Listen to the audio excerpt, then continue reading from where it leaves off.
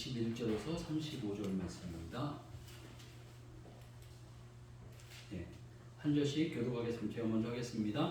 발람이 아침에 일어나서 자기 나귀의 안장을 지우고 모압 고관들과 함께 가니 그가 감으로 말미암아 하느님이 진노하심으로 여호와의 사자가 그를 막으려고 길에 나서니라. 발람은 자기 나귀를 탔고 그의 두 종은 그와 함께 있더니 나귀가 여호와의 사자가 칼을 빼어 손에 들고 길에 선 곳을 보고 길에서 벗어나 밭으로 들어간지라. 발람이 나귀를 길로 돌이키려고 채찍질하니 여호와의 사자는 포도원 사이 좁은 길에 섰고 좌우에는 담이 있더라. 나귀가 여호와의 사자를 보고 몸을 담에 대고 발람의 발을 그 담에 짓누름에 발람이 다시 채찍질하니 여호와의 사자가 더 나아가서 좌우로 피할 데가 없는 좁은 곳에 선지라. 나귀가 여호와의 사자를 보고 발람 밑에 엎드리니 발람이 노하여 자기 지팡이로 나귀를 때리는지라. 여호와께서 나귀 입을 여시니 발람에게 이르되 내가 당신에게 무엇을 하였기에 나를 이같이 세 번을 때리느냐. 발람이 나귀에게 말하되 내가 나를 거역하기 때문이니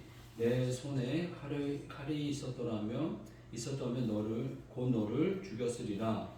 나귀가 발람에게 이르되 나는 당신이 오늘까지 당신의 일생 동안 탄 나귀가 아니냐. 내가 언제 당신에게 이같이 하는 버릇이 있었더냐. 그가 말하되 없었느니라. 그때 여호와께서 발람의 눈을 밝히심에 여호와의 사자가 손에 칼을 빼들고 길에 선 것을 그가 보고 머리를 숙이고 엎드리니 여호와의 사자가 그에게 이르되 너는 어찌하여 내 나귀를 이같이 세 번 때리느냐. 보라, 내 앞에서 내 길이 사악함으로 내가 너를 막으려고 나왔더니 나귀가 나를 보고 이같이 세 번 돌이켜 내 앞에서 피하였느니라. 나귀가 만일 돌이켜 나를 피하지 아니하였다면 내가 벌써 너를 죽이고 나귀는 살렸으리라.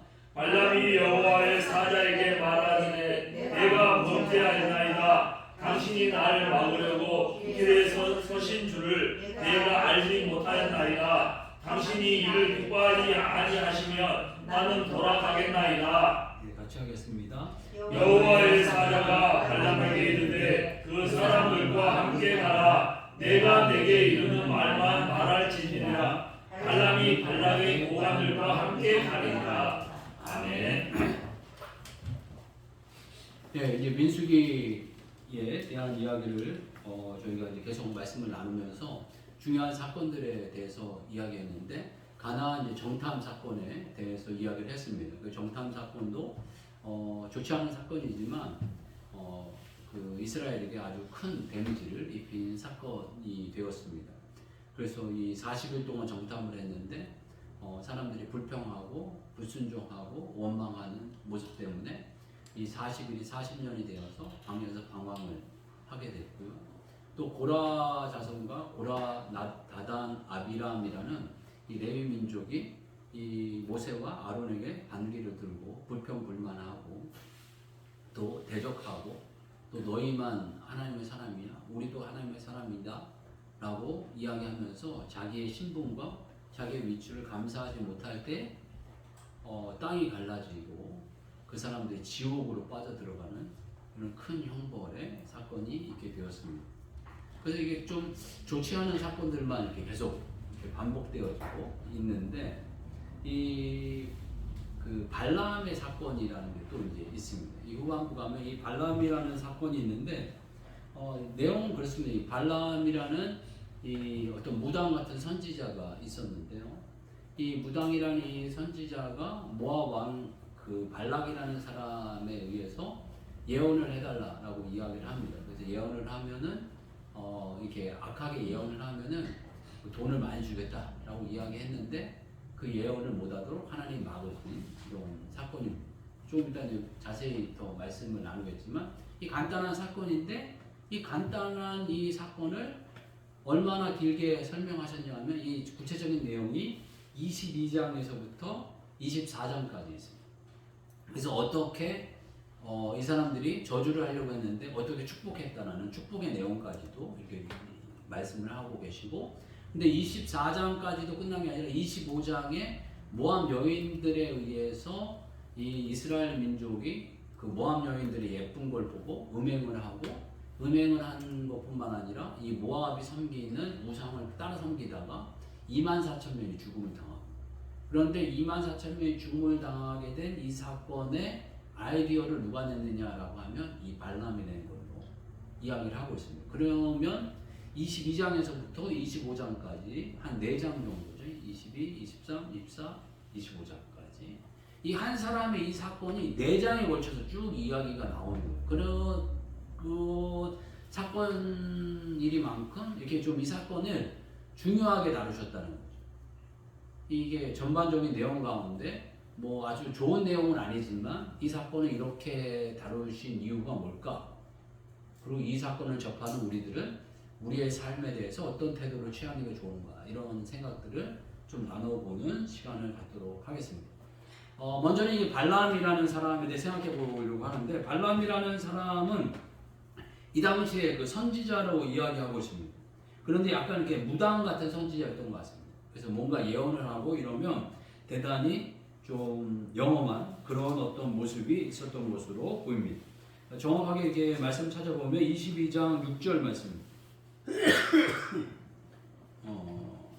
22장 6절 말씀 같이 한번 읽어보겠습니다. 자, 시작. 우리보다 강하니 청하건대 와서 나를 위하여 이 백성을 저주하라. 내가 곧 그들을 쳐서 이겨 이 땅에서 몰아내리라. 그대가 복을 비리는 자는 복을 받고 저주한 자는 저주를 받을 줄을 내가 압니다. 아멘. 이 선지자에 대한 평가가 당신이 복을 빌면 복을 받고 저주하면 저주하는 이런 어떤 능력이 있는 거를 이 모압 왕이 확신을 하는 거예요. 그래서 모압 왕이 이 발락이라는 사람이었는데, 이 사람이 이 발람이라는 이름이 비슷하죠. 발람이라는 이 선지자를 참여해서 저주해 줄 것을 이야기하고 있습니다.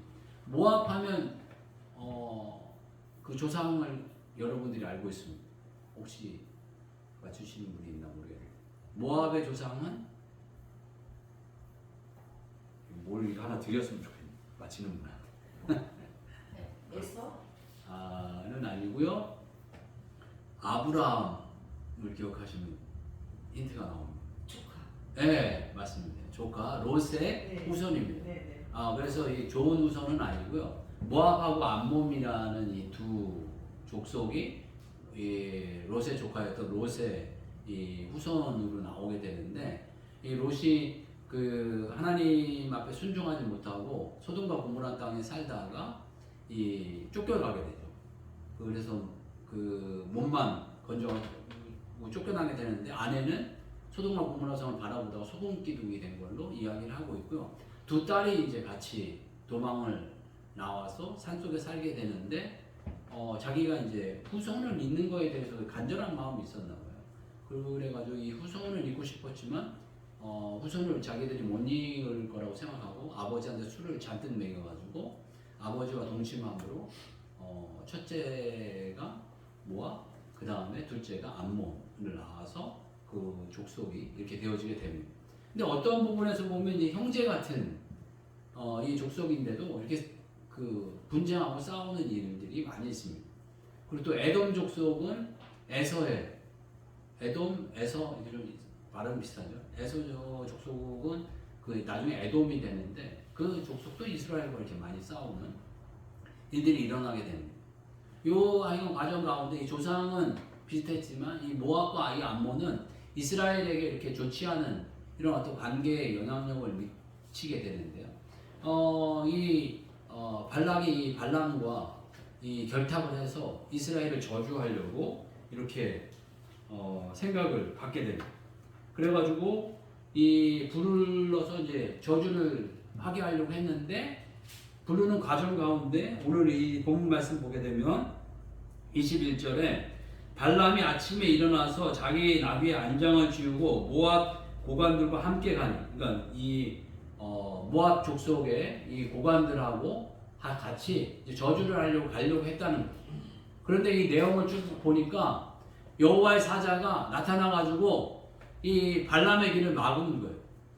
막았는데 이 발람은 여호와의 사자가 나타나서 자기 길을 막고 있다는 걸 몰랐어요.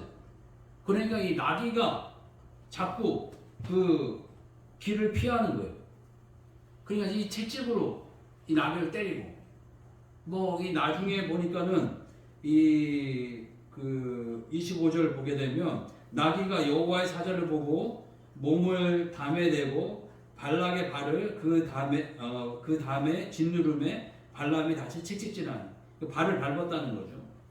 그리고 또 그 밑에 보면 27절 보게 되면 나귀가 여호와의 사자를 보고 발람 밑에 엎드리니 발람이 노하여 자기 지팡이로 나귀를 때리는지, 발람 밑에 그냥 이렇게 엎드렸다는 거예요. 안 움직이려고, 이렇게 움직이지 않으려고 뭐 이렇게 했다는 거예요.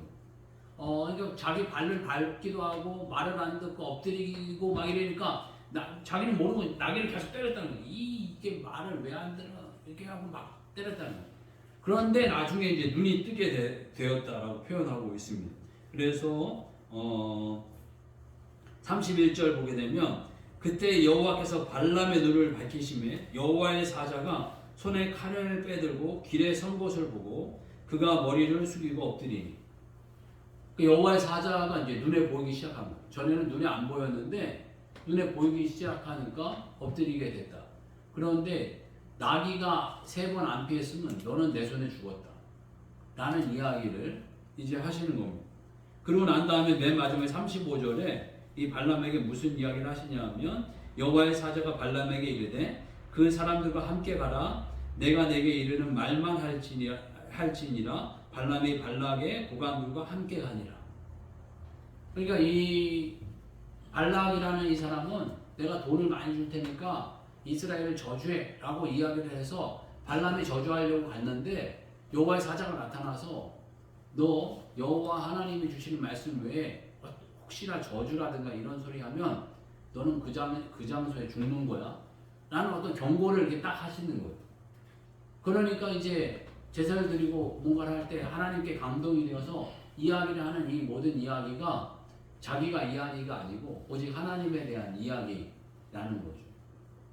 이 하나님에 대한 이야기를 하게 되는데 구체적으로 어떤 그 저주를 하라고 했지만 4번의 축복을 하게 되는데 어떤 축복을 하게 되는지 한번 구체적으로 보게 되면 우리 23장 9절에서 10절 말씀입니다.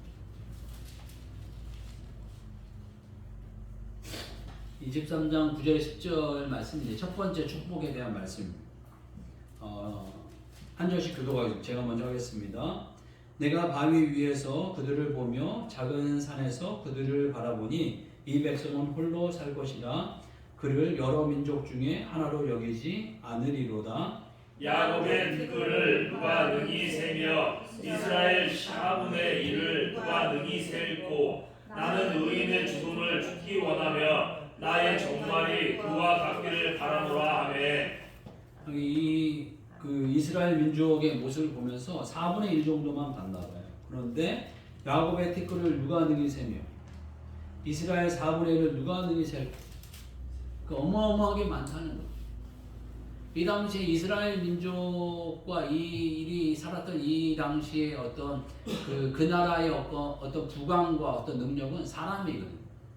사람이 많으면 그 당시에 전쟁에 나가면 총칼 들고 뭐 싸우는 것도 아니고 그 당시에 칼이랑은 있었겠죠. 칼이랑 있었고 창도 있었겠지만 그 어떤 싸움 자체가 사람과 사람과의 싸움이니까 어떤 화약으로 인해서 무기로 싸우는 것보다는 이 사람과 사람이 만나서 싸우다 보니까 이 많은 사람이 이제 축복인데 그만큼 많다는 거예요. 그리고 이 사람들의 마지막이 나 또한 이 사람들의 마지막 같다. 갖게 되기를 원한다. 나는 의인의 죽음을 죽기를 원하며 나의 종말이 그와 같기를 바라노라. 이런 어떤 축복을 해주고 있고요. 두 번째 이제 모습으로는 또 여러 가지 이제 웅장한 축복들이 나오는데요. 23장 19절에서 24절입니다. 19절에서 24절 제가 먼저 하겠습니다. 한 절씩 기도하겠습니다. 하나님은 사람이 아니시니 거짓말을 하지 않으시고 인생이 아니시니 후회가 없으시도다. 어찌 그 말씀하신 바를 행하지 않으시며 하신 말씀을 실행하지 않으시랴. 내가 축복할 것을 받았으니 그가 주신 복을 내가 돌이키지 않으리라. 야곱의 허물을 보지 아니하시며 이스라엘의 반역을 보지 아니하시는도다. 여호와 그들의 하나님이 그들과 함께 계시니 왕을 부르는 소리가 그 중에 있도다. 하느님이 그들을 애굽에서 인도하여 내셨으니 그 힘이 들소와 같도다. 야곱을 해할 점술이 없고 이스라엘을 해할 복술이 없도다. 이때에 야곱과 이스라엘에 대하여 논할진대 하나님께서 행하신 일이 어찌 그리 크냐 하리로다. 이 백성이 암사자같이 일어나고 수사자같이 일어나서 움킨 것을 먹으며 죽인 피를 마시기 전에는 눕지 아니하리로다. 아멘. 이 이스라엘 민족을 향한 이 축복의 말씀인데요. 내가 축복할 것을 받았으니 그가 주신 복을 내가 돌이키지 않으리라. 하나님께서 주신 복을 돌이키지 않겠다. 이런 표현을 하고 계시고 야곱의 허물을 보지 아니하시며 이스라엘 반역을 보지 아니하시는도다. 이들의 어떤 반역과 허물을 기억하지 않으시고 덮어주신다 라고 이렇게 말씀하고 계시고 또 그들의 힘이 들소 같도다 라고 표현하고 계시고 여기 또 야곱을 해할 점술이 없고 이스라엘을 해할 복술이 없도다. 자기가 이렇게 해할 어떤 능력이 있지만 이스라엘을 보니까 어떤 해할 힘이 없다, 복술이 없다 이렇게 표현하고 있고 또 24절 보게 되면 암사자같이 일어나고 숫사자같이 일어나서 움킨 것을 먹으며 죽은 피를 마시기 전에는 눕지 아니로다. 암사자 같고 숫사자 같은 이런 위험이 있는 그런 민족이다 라고 이렇게 표현하고 있고요. 세 번째 축복은 좀 비슷하긴 하지만 민수기 23장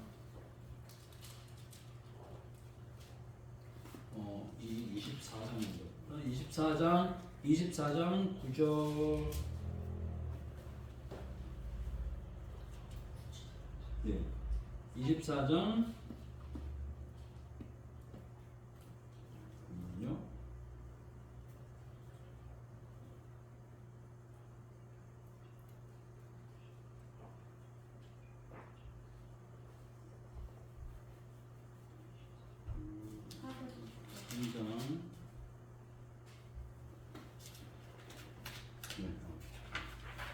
24장 5절에서 9절입니다. 24장 5절에서 9절 말씀. 한 절씩 교도가겠습니다. 제가 먼저 하겠습니다. 야곱이여 내 장막들이 이스라엘이여 내 거처들이 어찌 그리 아름다운고 그 벌어짐이 골짜기 같고 강가의 동산 같으며 여호와께서 심으신 친양목들 같고 물가의 백향목들 같도다. 그 물통에는 물이 넘치겠고 그릇이는 많은 물가에 있으리로다. 그의 왕이 아각보다 높으니 그의 나라가 흥왕하리로다. 하느님이 그를 애굽에서 인도하여 내셨으니 그 힘이 들소와 같도다. 그의 적국이 삼키고 그의 뼈를 꺾으며 하살로소와 꿰뚫이로다. 같이 하겠습니다. 꿇어앉고 누움이 수사자와 같고 암사자와도 같으니 일으킬 자 누구냐. 너를 축복하는 자마다 복을 받을 것이요 너를 저주하는 자마다 저주를 받을지로다. 아멘. 여기에서 보게 되면 야곱의 장막들이 이스라엘이요 내 거처들이 어찌 그리 아름다운고 그 모습 자체가 너무 아름답다라는 거, 너무 아름답고 귀하다 이런 평가와 모습을 해주고 있고요. 나머지는 뭐 비슷한 이렇게 축복의 모습이지만 이 9절 말씀 보게 되면 너를 축복하는 자마다 복을 받을 것이요 너를 저주하는 자마다 저주를 받을지로다. 이런 이렇게 표현을 해주고 있습니다. 이런 어떤 축복을 해주고 있고 네 번째 축복을 보게 되면 24장 18절에서 19절 말씀인데요. 이것도 한번 보겠습니다. 24장 18절에서 19절 말씀. 이것도 한 절씩 교독하겠습니다. 제가 먼저 하겠습니다. 그의 원수 에돔은 그들의 유산이 되며 그의 원수 세일도 그들의 유산이 되고 그와 동시에 이스라엘은 용감히 행동하리로다. 주권자가 야곱에게서 나서 남은 자들을 그 소금에서 멸절하리로다 하고. 아멘. 네 번째 축복에서는 이게 유산이 생긴다는 거죠. 여기서 보게 되면 원수 애들은 그들의 유산이 되고 그의 원수 세일도 그들의 유산이 되고 라고 표현하고 있고, 그 후반부 이제 보게 되면 그 주변 나라들이 다 망하거나 포로가 되어서 끌려가게 된다. 그 이스라엘을 공격했던 나라들은 다 망하거나 포로되어서 끌려가게 된다. 이런 어떤 축복을 해 주시고 있습니다. 그러니까 이 모압 왕 이 발락이라는 이 사람이 이스라엘을 저주하고 무너뜨리려고 했지만 도리어 이렇게 구체적인 축복과 이런 어떤 모습을 해주고 계시면서 이스라엘은 더 승승장구하고 잘 될 것을 이 말씀에 주고 계십니다. 그러면서 이 사건을 접하면서 드는 이게 몇 가지 마음이 있는데, 첫 번째 마음, 하나님은 택하신 백성을 축복하신다. 아멘. 라는 겁니다. 하나님께서는 여러분들을 축복하시는 거예요. 하나님께 택하시고 부르신 백성, 하나님 선택하신 백성을 축복하신다 라는 확신이 저희들이 있어야 한다는 거예요. 여기서 보게 되면 민수기에서 뭐 정탐 사건이라든가 반역 사건이라든가 막 이런 사건들 보게 되면, 와, 이거 하나님 뜻에 안 맞으면 그냥 다 죽이시는 거 아니야? 다 멸망시키는 거 아니야? 이런 어떤 마음이 있었는데, 하나님께서는 그 자신이 선택한 사람은 이렇게 축복하신다는 거예요. 그리고 본인의 입으로도 축복하시지만 다른 사람의 입을 통해서라도 축복하시고 축복하시는 모습을 보여주시는 겁니다. 그리고 또 다른 한편의 이 마음이 드는 건 또 뭐냐 하면, 악한 자의 저주도 원치 않으신다는, 보잘것없는 자의 저주도 원치 않으신다.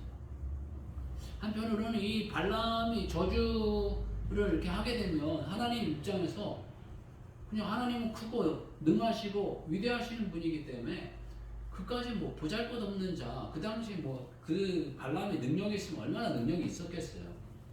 여호와 하나님의 능력에 비하면 인간의 능력이라는 게 아무리 능력이 있어봤자 보잘것없는 능력 아니겠어요. 그런데 그 작은 능력이라 할지라도 그 사람의 입으로 나오는 그 저주를 원치 않으신다는 거예요. 나귀를 여호와의 사자를 보내서 나귀를 통해서 막게 하시고, 나귀의 입을 열어서라도 이 짐승이 이야기를 했다라는 거는 참 신기한데, 짐승이 입을 열어서라도 이 발람을 놀래키시기도 하고 막아버리시고 철저하게 단도리를 치시는 거예요. 너 여호와 하나님께서 이야기하는 말 아니면 말하지 마. 그러니까 네 입에서 저주라는 이 단어를 이스라엘 민족에게 하지 못하게 막으신다는 거예요. 어떤 부분에 우리 인생을 살아가게 될 때 사단 마귀의 계계도 있고 어두운 계계도 있지만 그 계계를 하나님 막아주신다. 아멘. 돌보주신다. 우리를 보호하는 어떤 천사가 있다 라고 표현하지 않습니다. 우리를 보호하시는 구체적으로 보면 성령 하나님 보혜사가 계시다 라고 하셔서 우리를 보호해 주시고 우리를 지켜주시고 돌보아 주신다. 그리고 우리를 축복하기도 원하시고 보호하기를 원하시고, 또 이런 어떤 사소한 어떤 저주라도 그런 어떤 흉계나 저주에 빠지지 않기를 원하시는 모습이 하나님의 마음 가운데, 하나님의 뜻 가운데 있다는 것들을 저희들 생각해 보게 됩니다. 그런데 마지막으로 또 조금 안타까운 것은 뭐냐면, 그렇지만 넘어진다는, 그렇지만 넘어지고 깨어진다는, 어떠한 부분에서 이 발람이라는 사람도 저는 조금 안타까워요. 발람이라는 게 아까 보게 되면 좀 영적인 사람이거든요. 그 사람이 축복하는 사람은 다 축복이 되고 저주하는 저주를 받는 사람이었기도 했고, 또 여호와의 사자를 만났던 사람이에요. 그런데 나중에 보면 이 발람에 대한 이 평가를 보게 되면 발람은 악한 선지자라고 이야기합니다. 대표적으로 그 물질에 빠져가지고 이 물질에 현혹된 선지자로 이야기를 하고 있습니다. 그래서 이 베드로후서 2장 15절 보게 되면, 그들은 바른 길을 떠나 미혹되어 부올의 아들 발람의 길을 따르는도다. 그는 불의의 삭슬 사랑하다가. 그러니까 불의의 삭슬 사랑했다는 거. 그러니까 이 아까 이제 말씀드렸듯이 25장에 나오는 사건의 이 주된 이 아이디어와 이 어떤 그 핵심 인물이 발람으로 이게 추정을 그렇게 하고 있습니다. 그래서 이 미혹하게 만든 내가 이렇게 저주하고 축복하는 걸로는 이 이스라엘을 무너뜨릴 수 없으니까 너희들이 이스라엘을 무너뜨릴 수 있는 방법이 있는데 그건 미인계를 쓰는 거고 우상 숭배를 하게 만드는 거야. 라는 요 아이디어를 낸 게 이 발람이다. 이게 생각을 하고 있습니다. 그 유다서 1장 11절 보게 되면 파레스 진저 이 사람들이여 가인의 길에 행하였으며 삭슬 위하여 발람의 어그러내어진 길로 물러갔으며 고라의 폐악을 따라 멸망을 받았도다. 그래서 발람의 어그러진 길로 갔다라는 표현과 계시록 2장 14절 보게 되면 그러나 내가 두어 가지 책망할 것이 있으니 거기 내게 발람의 교훈을 지키는 자들이 있도다. 발람이 발락을 가르쳐 이스라엘 자손 앞에 걸림돌을 놓아 발람이 발락을 가르쳐 이스라엘 자손 앞에 걸림돌을 놓아 이렇게 보니까 발람이 발락에게 아이디어를 줬다는 거예요. 그래서 우상의 제물을 먹게 하였고 또 행음하게 하였느니라. 이게 우상의 제물과 행음의 사건을 이 발람이 발락에게 아이디어를 제공했다라는 이야기를 계시록 2장 14절에서 이렇게 말씀해 주고 있습니다. 그래서 25장의 사건을 이 발락의 아이디어 사건으로 이야기를 하고 있습니다. 그래서 이 사건이 이 축복이 있었음에도 불구하고 25장 보게 되면 25장 1절 한번 같이 읽어보겠습니다.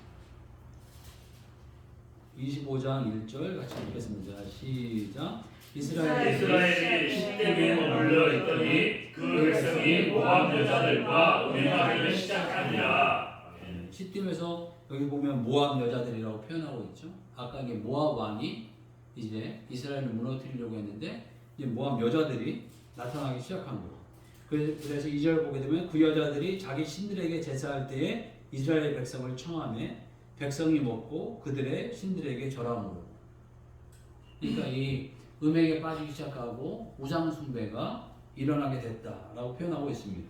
그래서 9절 보게 되면 그 연병이 생기게 되는데 이스라엘이 이 죄악으로 말미암아 연병이 생겨서 그 연병으로 죽은 자가 24,000명이었다라고 표현하고 있습니다. 그래서 24,000명이 죽음을 당하는 사건을 경험하게 되었다라고 표현하고 있습니다. 그래서 이 사건을 접하면서 정말 하나님께서 이렇게 축복하기를 원하시고 저주를 막으시고 막 이런 사건이 일어남에도 불구하고 이스라엘은 왜 이렇게 죄악에 빠질까?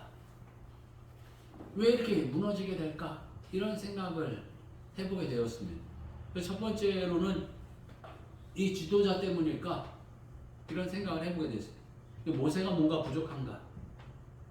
이런 생각을 해보게 되었는데 구약에서 가장 위대한 선지자가 누구냐라고 한다면 그 모세라고 꼽게 됩니다.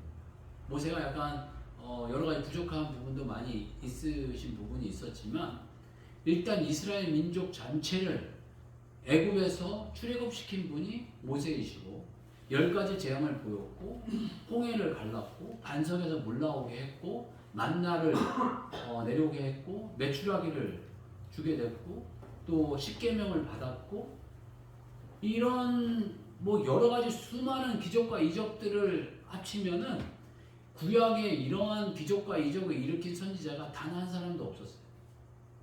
한마디로 위대하고 위대한 선지자예요. 위대한 선지자 위에 위대한 선지자라고 할 만큼 모세는 정말 탁월한 정말 다양한 많은 일들을 하신 분입니다. 그렇기 때문에 이런 어떤 위대한 선지자 밑에 있었던 이 시대에 죄악이 범해지고 또 죄악이 일어나게 됐는데 이 사건은 지도자 때문이라고 보기는 어렵다는 거죠. 그러면 이스라엘 민족 자체의 사건으로 돌릴 수밖에 없는데 그러니까 이스라엘 민족 자체의 어떤 특징과 이 문제 때문에 일어난 사건이라고 볼 수도 있고 이거는 이스라엘 민족 자체 때문이라기보다는 모든 믿는 자들이 다 그렇다는 거예요. 저와 여러분들이 다 그렇듯이 우리가 믿음의 어떤 초창기의 길을 걸어가게 되면서 자기 어떤 욕심에 빠지고 죄악에 빠지고 향락에 빠지고 미혹에 빠지는 일들이 많이 있다는 거예요. 신령한 사람인 걸로 보인 이 발람도 그때 물질의 유혹에 빠지고 그래서 죄악의 길로 걸어가게 됐고 또 이스라엘 민족 자체는 음행하는 데 빠져가지고 여자에게 빠지고 또 우상 숭배를 하는 일들이 일어나게 되고 이런 어떤 죄악의 문제가 끊임없이 우리 사람들에게 찾아오고 유혹되어지고 넘어지는 일들이 있을 수밖에 없다는 이런 모습을 보게 되면서 저희들이 주님 만나는 이 순간까지 어떠한 태도로 좀 살아가야 될까 이런 생각들을 다시 한번 돌아보게 될 때 빌립보서 2장 12절 말씀을 생각하게 되면서 그러므로 나의 사랑하는 자들아 너희가 나 있을 때뿐만 아니라 더욱 지금 나 없을 때에도 항상 복종하여 두렵고 떨림으로 너희 구원을 이루라. 아멘. 두렵고 떨림으로 좀 살아가는 모습이 필요하겠다 이런 생각이 듭니다. 예수 믿으면 천국 가니까 아무것도 안 해도 된다 이런 마음은 안 되고 우리가 예수 믿으면 천국을 보장받았지만 사단 마귀는 우리를 끊임없이 유혹하고 넘어뜨리고 쓰러뜨리려고 하는 과정 가운데 있거든요. 그러니까 저희들이 늘 두렵고 떨린 마음이 필요하겠다는 생각이 들고요. 또 이 바울 사도께서 늘 말씀하셨듯이 자기는 경주자와 같은 삶을 산다라는 표현을 하셨거든요. 우리 고린도전서 9장 24절에서 27절 말씀 이걸 같이 한번 보겠습니다. 고린도전서 9장 24절에서 27절입니다. 고린도전서 9장 24절에서 27절 말씀은 신약 성경 273페이지나 4페이지 정도 되겠습니다.